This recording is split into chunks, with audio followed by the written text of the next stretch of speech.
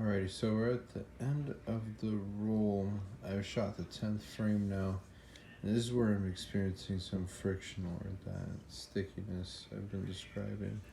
So as you see here, shot the 10th frame. I can depress all the way, shot the 10th frame. I cocked it once, so for the second time.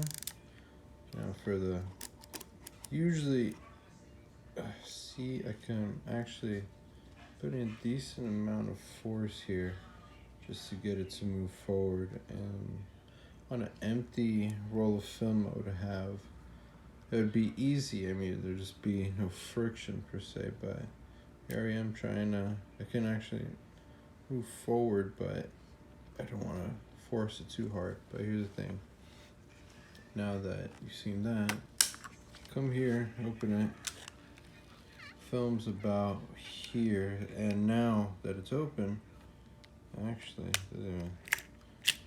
pop it back so I could keep spinning. There's still a little bit of friction here, so let me unfold this little flap, see if that helps in any way. Okay. Alright. So now I was just curious if anyone's experienced that before. Any thoughts? But that's what I got so far. Thanks, and see ya.